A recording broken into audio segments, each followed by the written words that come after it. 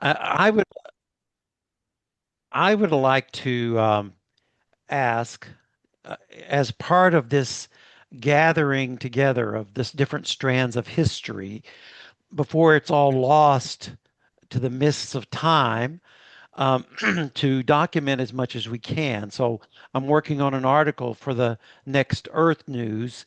And in order to gather the names of people who have been involved, anybody who's on the webinar tonight who was a part of any overture work in the past, if you could put your name, the year you were involved, and what your role was. What did you do? Maybe you were involved in making the T-shirts, maybe, or selling them, or maybe you were involved in speaking in the open hearings, or maybe you were an overture advocate. Whatever it was you did, and what year you did it, if you could put your name and what you did and what the year you did it, and then we will keep all of these records and include them as we compile our history of this whole process. After attending the COP 26 in Glasgow, Scotland, in the fall of 2021, after I'd been living abroad for several years as a pastor in Chile and then moving to work with the Church of Scotland, I had been away from my work as when I was on the steering committee of Presbyterians for Earth Care back in the late 2010s, and I was there in Scotland, and I knew this COP was coming up, and I asked Bruce and the steering committee if I could represent PEC to the COP, and they sponsored me to help me do that. And I appreciated the work of the staff in Louisville who facilitated all that. Jessica Maudlin and Rebecca Barnes, especially, to help that happen. And after that attendance at the COP, Bruce asked, "Would you write us a draft for another overture that will include a number of initiatives, but particularly we want to make sure that we include divestment from fossil fuels in this." And so I did that. And after that point, Bruce picked it up and along with Pam and some others, and they carried it to that assembly in 2022. However, um, there were a number of overtures that year, and the committee chose to collapse our overture into one of the other ones that did not include divestment. And so divestment was lost that year. We didn't get through committee. In 2024, I drafted another overture, and this of course I when I say I drafted, what I meant is I maybe did the first draft and then did editing work, and saw the process through. Um, but many people contribute to these drafts and these overtures, and we can never say it's just one person's thing. Um, so in 2024, we had another one, and we made it to the assembly this time.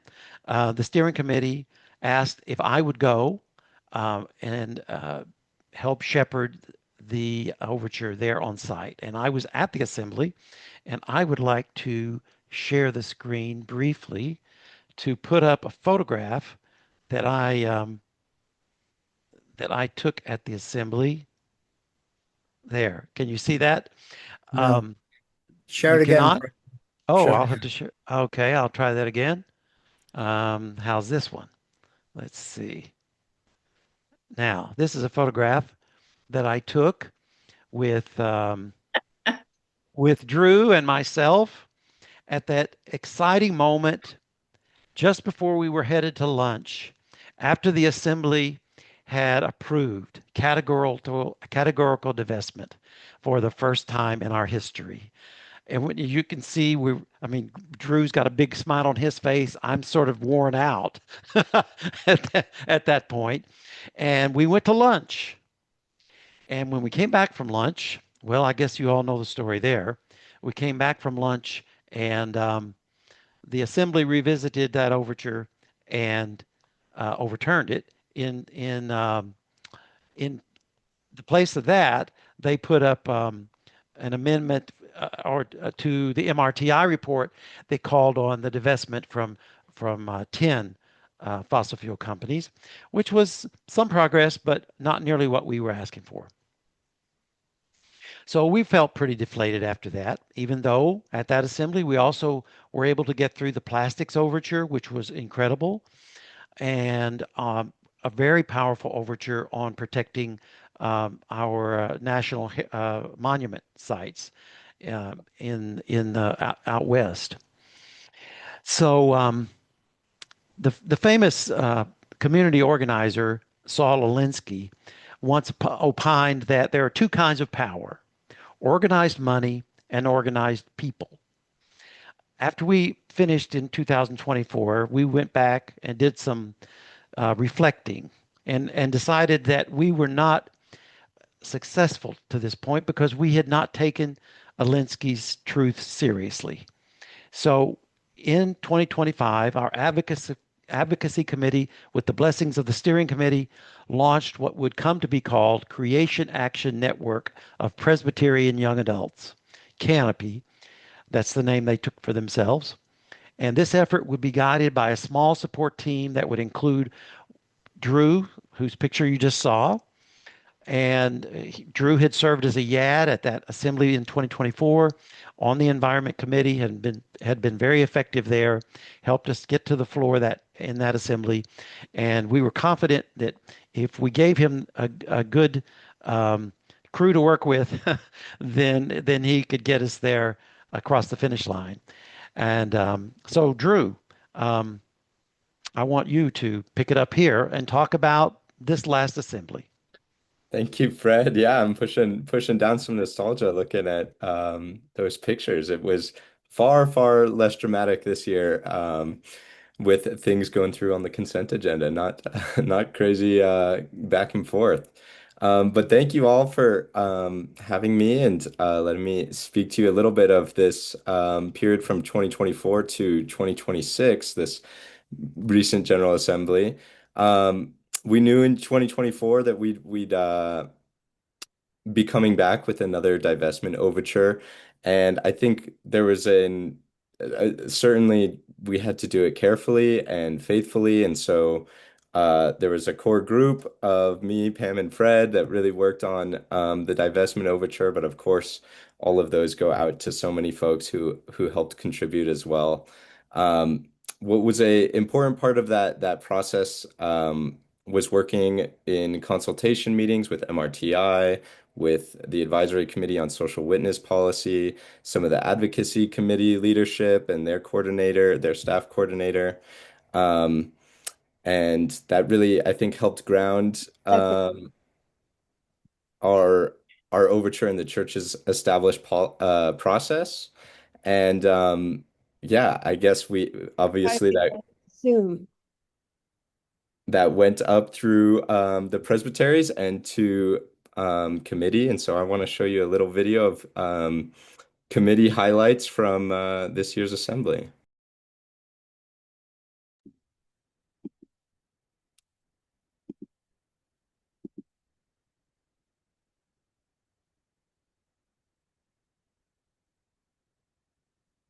5 overtures approved by consent represent a comprehensive.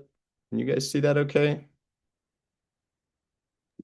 No. True, I can hear it, but I can't see it. We can hear it but can't see it. Let me retry that.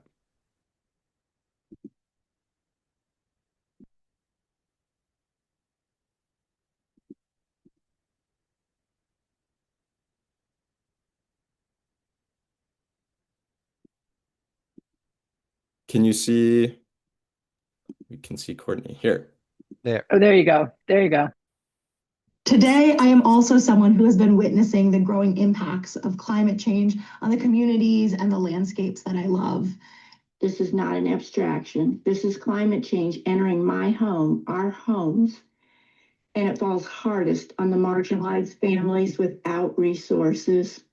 As followers of Jesus Christ committed to serving him and following his commandment to love our neighbors, we cannot in good conscience continue to enable fossil fuels with our investments. The urgency of the climate crisis requires that transition away from fossil fuels. Engagement can reduce some harms. Divestment can tell the truth about the root of the harm. Their own market-based decision processes have reduced their fossil fuel holdings by around 50% in the last 8 years. This proves that divestment is certainly implementable when the will is there. We continue getting stuck in these weeds, but that's not the argument that GA sets before us. It's about determining the will of the church and the Holy Spirit. Do we believe this is what we are called to do in our faith?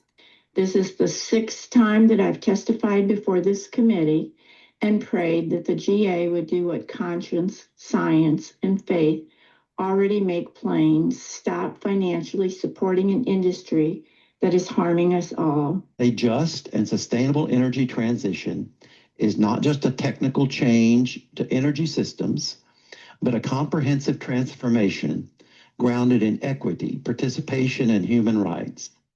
May we all have the courage and the wisdom to bring our investments into alignment with the values we proclaim and the future to which God is calling us. Thank you.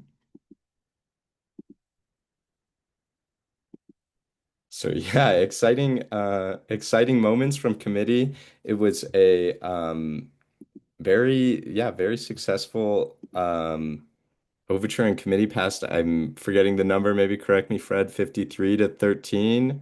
Yeah. So it passed with overwhelming majority, as did all the overtures in the environmental committee. And so they made it onto the consent agenda.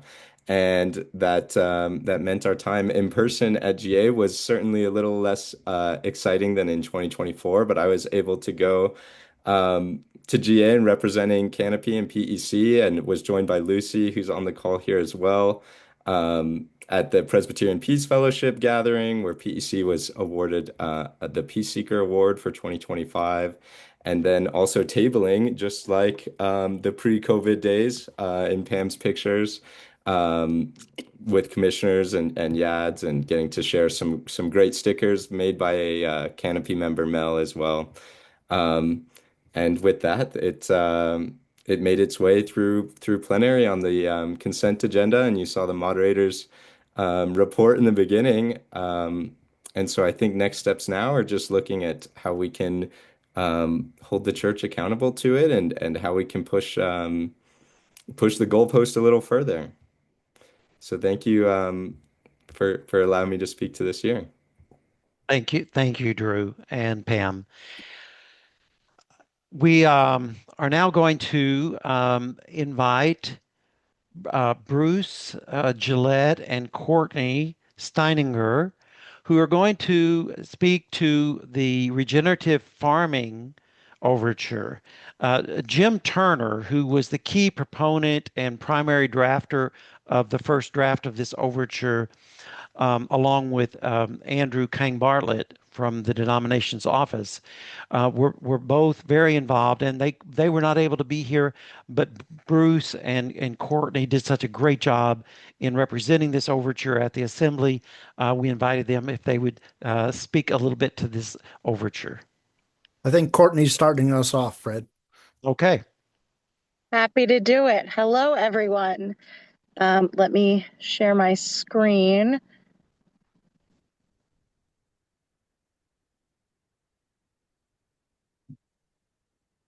Hang tight, trying to figure out. Oh, hold on. My apologies. Share.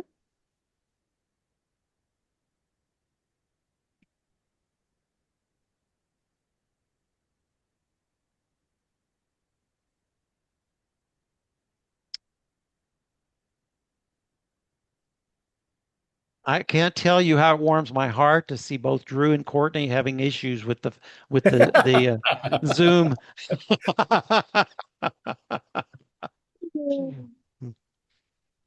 I don't know what I'm doing wrong, guys. All right, hold on. I think I have it now.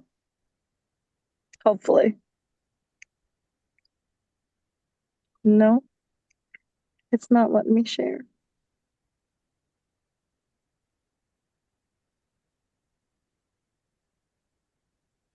I had Let a me meeting try. earlier today and we were using the Microsoft version and we got so frustrated we went back to Zoom. So Apparently, my device is upset that I have a PowerPoint and not a PDF. Courtney, do you want to send it to me and we'll let Bruce talk and then I can open it I on? think that sounds great. Yes, I will email it to Okay. you right away, Mindy. well, Okay. but before All we right. do that, Courtney, maybe we could show the 2-minute trailer for Groundswell. We had talked about you were going to use your computer to do that because I can't use an Apple to do it. I understand that, but it's not letting me share things the way I should be able to share She can things. send it to me and I'll So share it. I'll send it to Mindy. Okay. So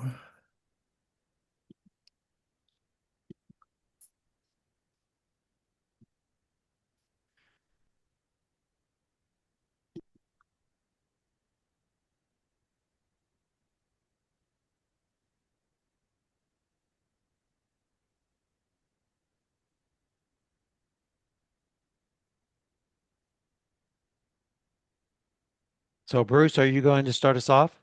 I will start us off right now. And let's make this a slideshow. All right, let's get out of that one.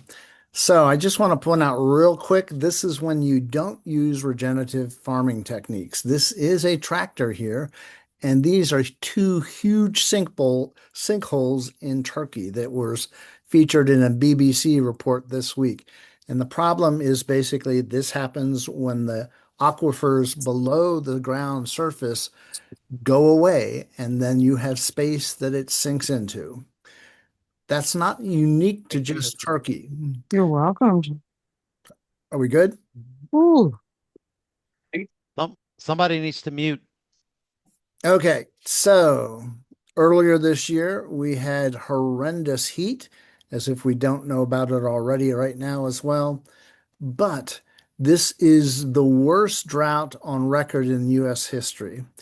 Back in the 1930s, there was something called the Dust Bowl that was horrendous, but now the heat levels, the lack of rain has caused it to be even worse.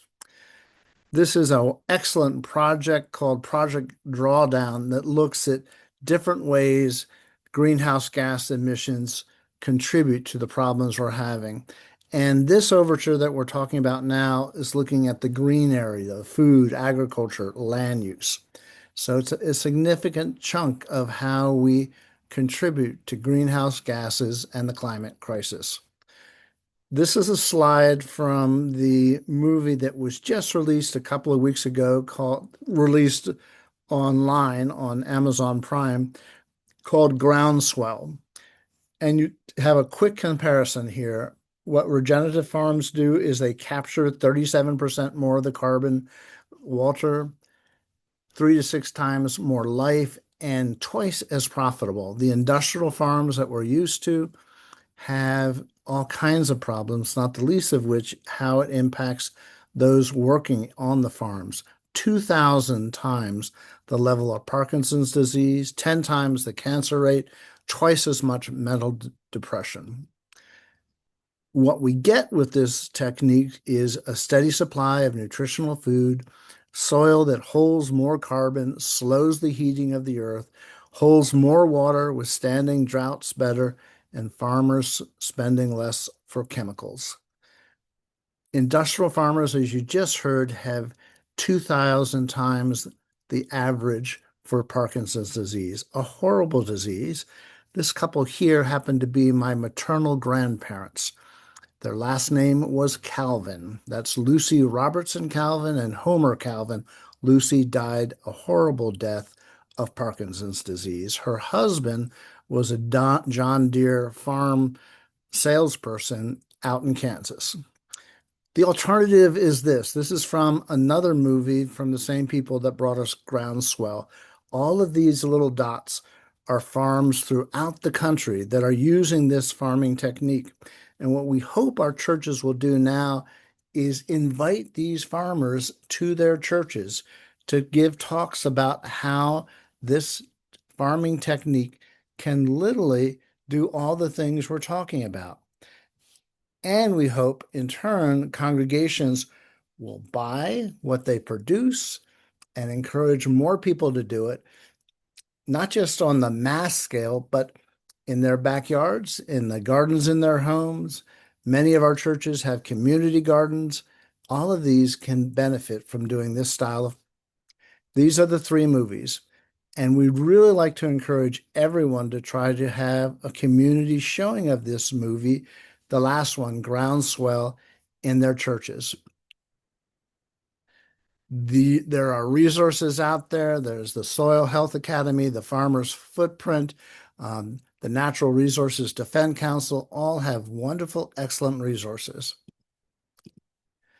And of course, there are books. If anybody knows me, one of my favorite phrases is, I have a book on this. Well, here are a few titles that you can find, and I would suggest churches consider donating these to their local public libraries and working with the librarians locally, put a book plate in the front of it that notes your church donated it, and maybe develop groups working on this. But anybody wanting to learn more can know your church helped, and it can make a difference. The amazing story of the last week is President Trump issued an executive order advancing regenerative agriculture and strengthening American farm resilience. Who would have thought? But it also shows the desperation that is being felt in the farming community. What has been done in the past is shown not to be working well. And folks that are quite conservative are saying, let's give it more money to see if we can make it, because we can't continue without it. This is the last slide I wanted to share with you. We have a number of excellent webinars, including one of the questions that came up at the Assembly Committee meeting was, what about urban? And we have had a recent webinar on urban farming. Are we up and running for Courtney? I have her slides, so I don't have the link to the video at the moment, but we can do the slides. It is a link in one of the slides, so we will get there. Okay. Yeah. Okay, well then let me make sure I open this with sound. Give me 1 second here. Wonderful. Sure. So this movie, as I said, is available on Amazon Prime now. We're going to hopefully show you a 2-minute segment. What am I not seeing here to expand this? If you want to show the clip first, it's the 6th slide. Okay. How do I make this so it's full screen on Google Slides? Somebody. Slideshow. There we go. And then, yeah. Okay. Here we go.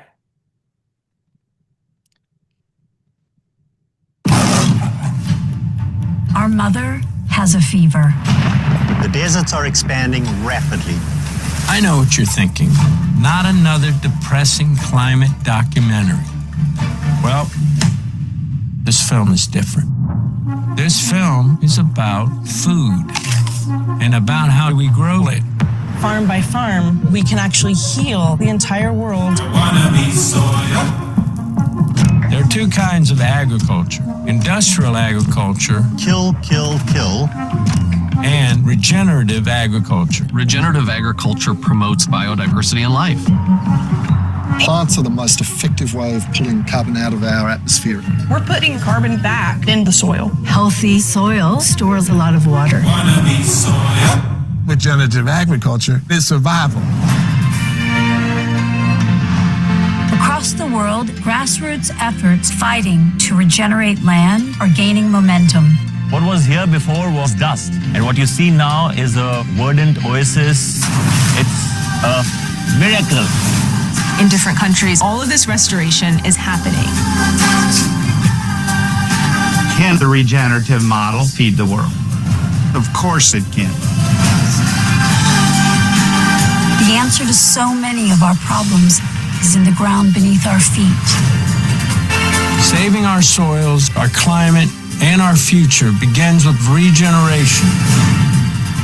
I have 3 daughters, so I'm going to keep up that fight. We see that there is hope. Regenerative agriculture has grown to 250 million acres globally. And what do they call this movement that's spreading across the globe? They call it groundswell.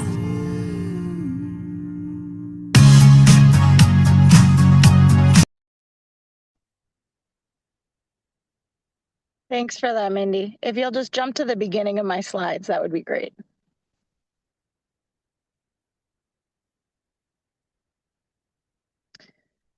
While she is doing that, I guess I will just once again with my apologies. My commitment to enjoying God forever, as the Westminster Confession directs us to, has me outside today, and thus my device is not working the way I had hoped it would. I was not only an Overture advocate for CLJ 04 on regenerative farming, but I was, I believe, the only person who was an Overture advocate for all three of PEC's overtures. And the following slide was the way I introduced myself time after time. You can go to the next slide, Mindy. I am a pastor. I'm a gardener. I'm an amateur beekeeper.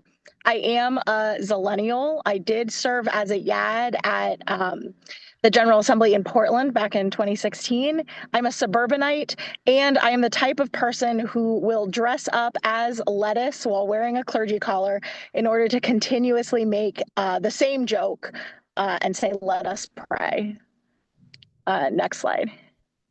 As I was diving into this overture on regenerative agriculture, one of the big things was thinking about how this is actually practiced in our communities, in the world around us, in our congregations, etc.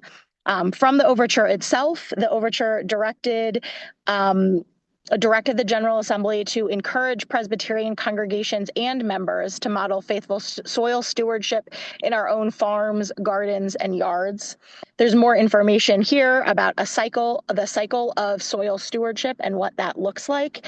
I also want to point out that there are many instances and examples of what faithful soil stewardship, not only in our commitment to our soil stewardship, but also in living out our faith looks like. The Farminary at Princeton Theological Seminary is an integrated small-scale regenerative farm that is based around theological education. There are many conversations there around compost and soil stewardship, and I would commend research there if that's something you're more interested in. Next slide. I also had the opportunity to talk about my own congregation. I think this is a picture of the community garden at my own congregation, as well as some of our gardeners cleaning up our garden last spring. I think I will take credit for when the overtures were presented to the assembly, that community gardens were included. My congregation's community garden has been there for 50 years. It celebrated its 50th anniversary last year. And throughout that time, certainly there have been a variety of practices. But recently we have been committed to soil stewardship. We do not till our community garden. We are really committed to the amendments and the soil amendments that we put into our community garden. And this is a way that my congregation has really been able to live out its faith. Food grown in the community garden is donated to food pantries. This is a way that we really are able to live out our values. Next slide. But questions arose at the assembly, certainly about what this looks like for people who might not be farmers or might not have their own community gardens. As part of the theopraxis of this overture, I wanted to highlight that the directive was also to support local and regional food providers as a witness to the value of earth care, really encouraging members of our congregations and our churches to be thinking about what supporting local farms looks like, whether from farmers markets or other buying directly from farmers in other ways.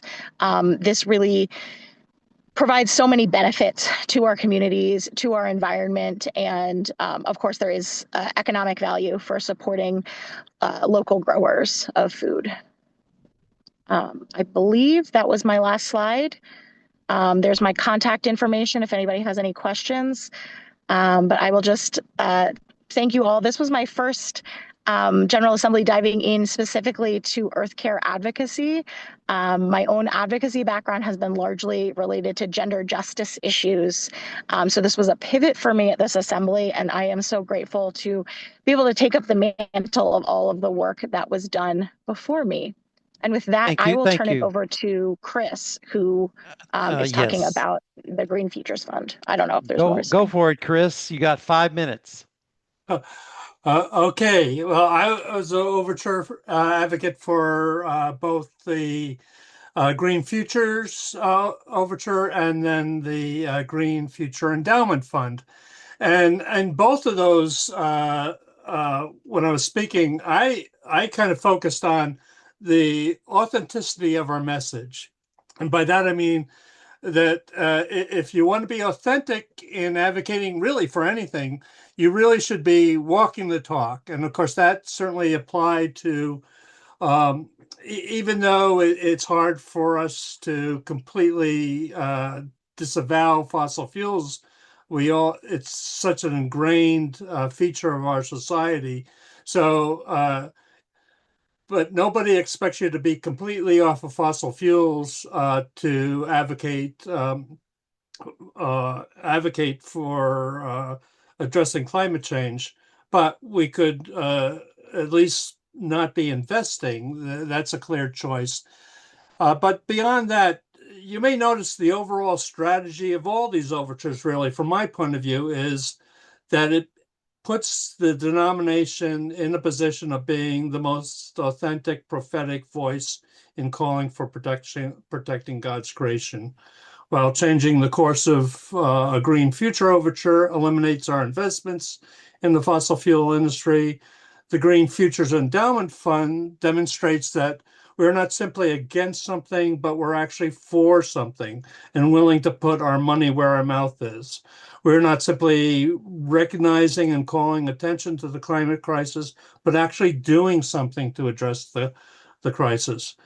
And we're not simply declaring repentance for our past complicity, but actually demonstrating the willingness to turn around and make amends. So hopefully we're all trying to do that in our own lives, to put authenticity behind our call for God, caring for God's creation. I myself have built a complete electric home powered completely by renewables. And I've shared my experience with this body in the past. I also drive an all-electric vehicle, which, along with Mark Eakin, we did a program for you all a while back. But this overture is designed to help make the denomination and its effort to demonstrate authenticity in its call for transitioning away from the burning of fossil fuels by committing financial resources to making that process as sustainable, just, and uplifting as possible. The purpose of the fund is to, one, support greenhouse gas emission reduction, renewable energy transition and adoption to climate change. Two, support restorative processes, addressing harms suffered by marginalized communities and natural habitats within the US and abroad as a result of the extraction damage and the systemic climate change that we have caused. And three, address dislocation and community harms related to the transition to renewable energy sources. This initiative is rooted in the realization that a just and sustainable energy transition is not just a technical change of energy systems, but a comprehensive transformation grounded in equity, participation, and human rights. One that will ensure that a transition to a low-carbon, climate-resilient future is truly just and leaves no one behind. The decision of the General Assembly is just the first step however. It calls this overture called for the creation of a design team to get into the details regarding how this fund will operate and how it will be funded, and report back at the next General Assembly, which will then act on a more detailed plan. So in the meantime, we need to just follow up and make sure that the intent of this overture is carried through to the finished product, and that'll be our job for the next 2 years. And I would just add that, one idea I thought of that actually Presbyterians for Earth Care could take a part of is promote a carbon offset program where, there's all kinds of carbon offset calculators out there, and just encourage people to figure out that carbon offset and then donate to this fund. That would be a one of many ways we could actually fund this effort. Thank you so much, Chris, and all of you. And I think I'm just going to ask. I know Mindy wanted to spend a few minutes talking about upcoming webinars and programs of PEC, but I know that we would like to have an opportunity to ask questions if any of you have questions for any of us. But maybe we'd have to let Mindy do her promotional thing first and then come for the questions. And that It's just 2 slides. I'll be quick. Okay. And they're not open right now anymore. Okay. Forgot I was doing other things. Okay, here they are. Okay.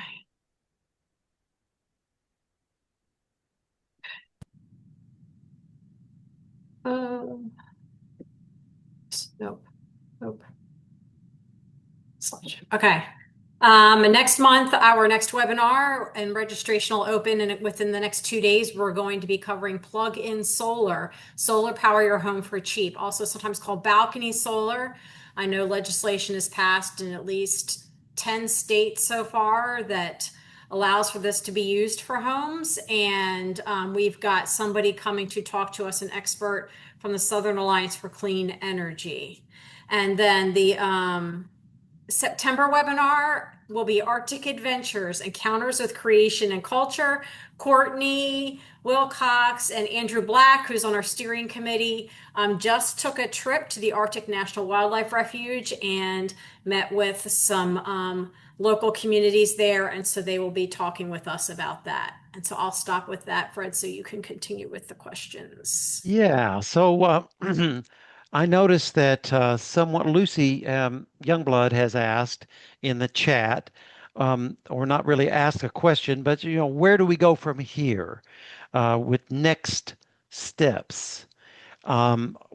Lucy, could you unmute yourself and ask us so you can ask so you can say next steps in which overture?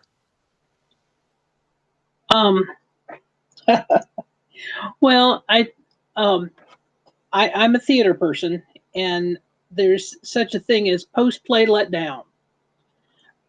We have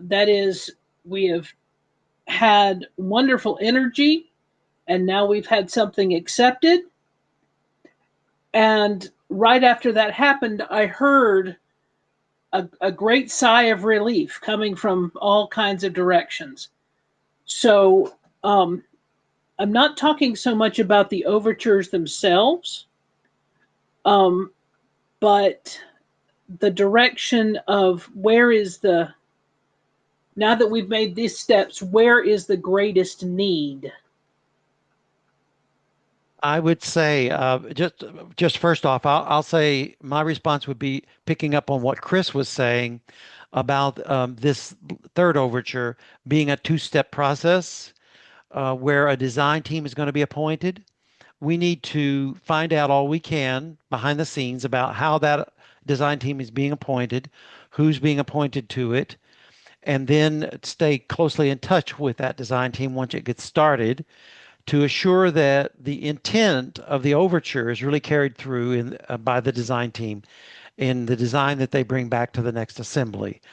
And also, there's going to be a lot of work in beating the bushes to get the funding for that fund and to figure out where that funding is going to come from and to gather those funds to put into that fund.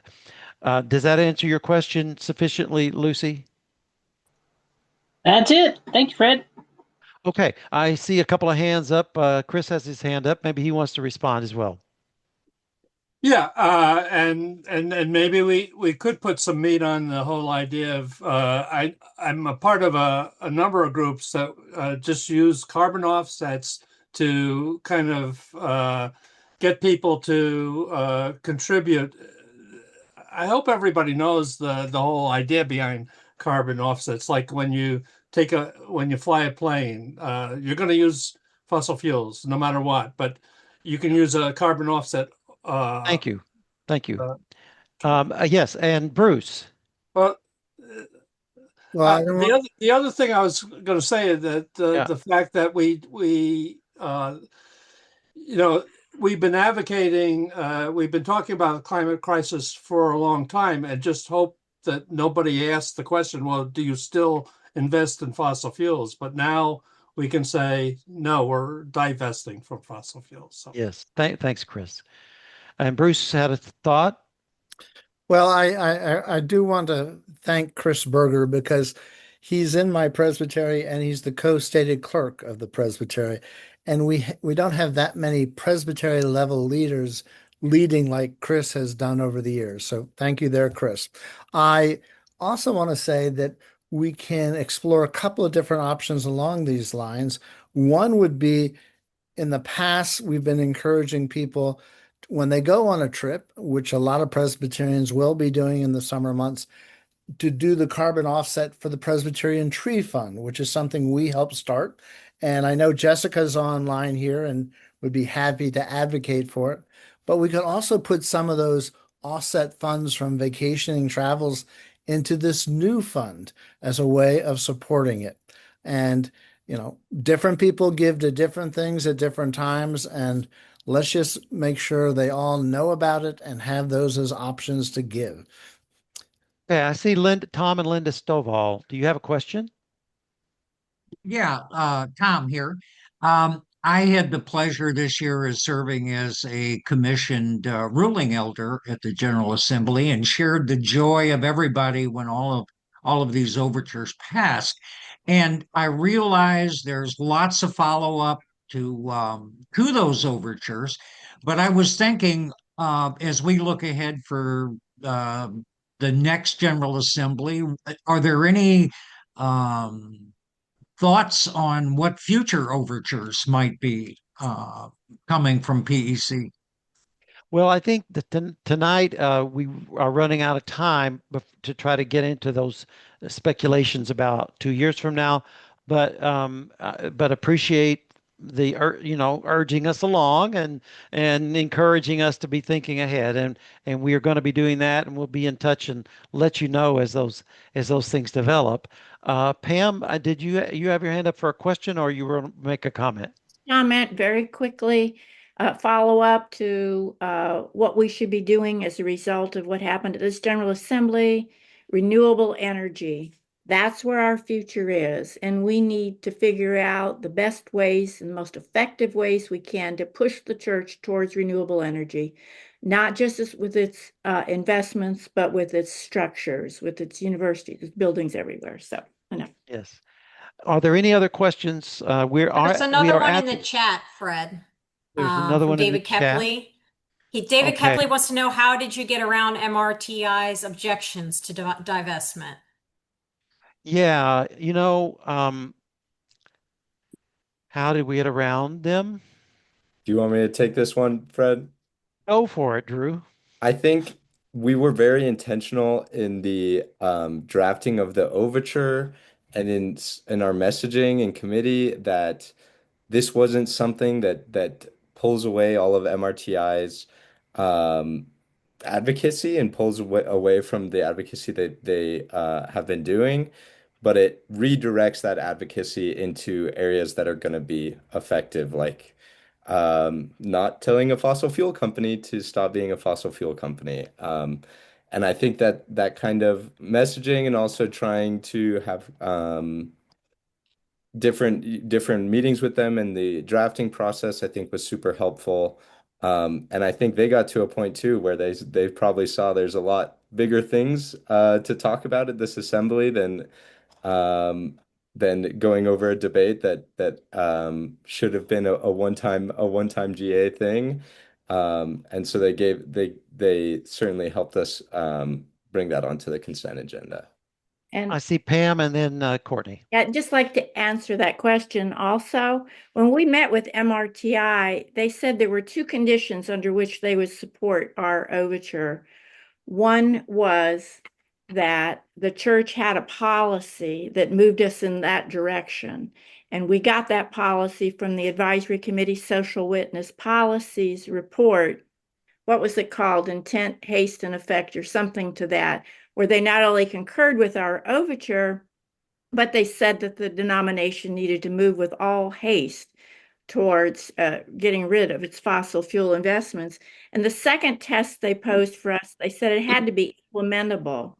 And I think it was Fred who did it, but the language in this overture provided, I believe, the flexibility that our fiduciaries needed in order to follow through with categorical divestment. So we met those two conditions and they got on board and supported us. And Courtney? I just wanted to mention that Creation Justice Ministries has already been in touch with us to see how what we've done can be replicated in other denominations who are interested in doing what we've done. So to go back to what Lucy's question was and what we're doing going forward is we're leading the way and going to demonstrate ways that if you're a Presbyterian, you can sometimes get things done.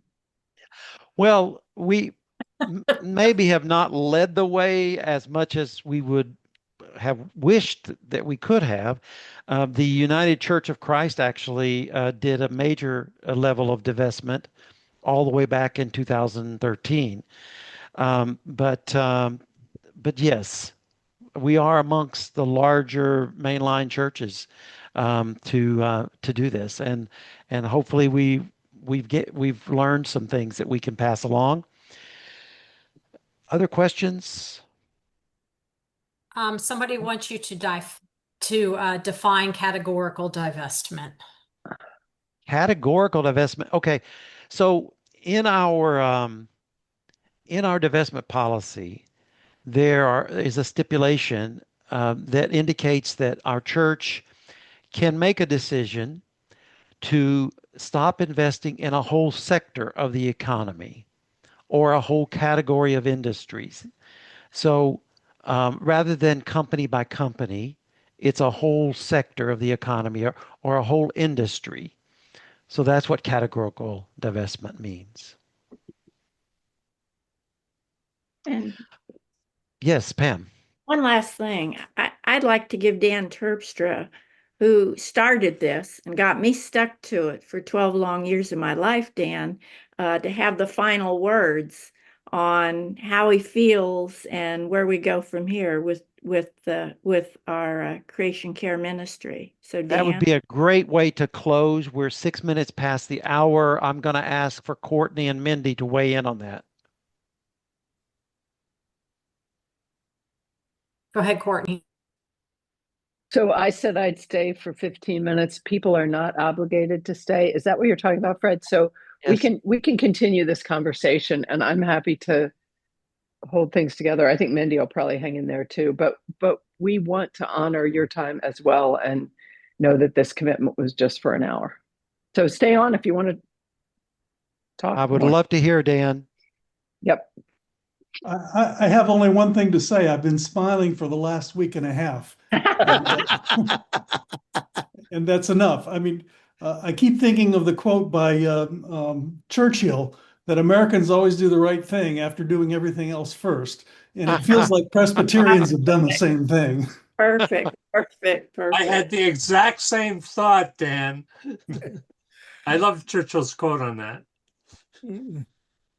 I am disappointed, as we talked about the history of advocacy, that you didn't lift up Pam's fans from the last assembly, which had the New Yorker cartoon on it. I thought that was a delight.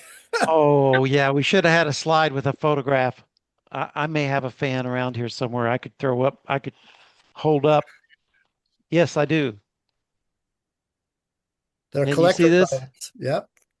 Can you read it? What it says at the bottom of it? Yeah, there's a cartoon on here that I think Bruce had found that we used.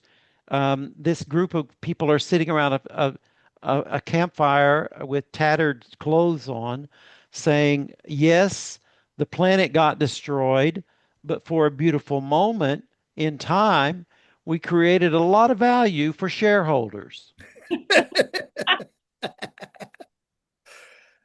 The other thing I want to thank Pam for was I thought it was such a long shot. I didn't even think about doing it. But at the last assembly, she got a quote from the United Nations Secretary General supporting the efforts.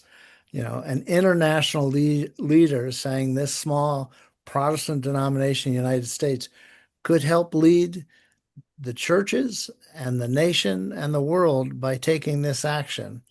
So, Pam, thanks for getting that quote. Thank you. I'd forgotten about it. I'm very Okay, well, thank you all for being here tonight. And unless there are more questions, I think it's time for us to get on with life. I, I do want to thank Courtney and Drew. The young adults, I think, had an amazing impact at the last couple of assemblies. So thank you. Yeah. Yes, yes, Others yes. were in it for the long haul, but you guys really helped the cause amazingly well. They are Blessings. amazing.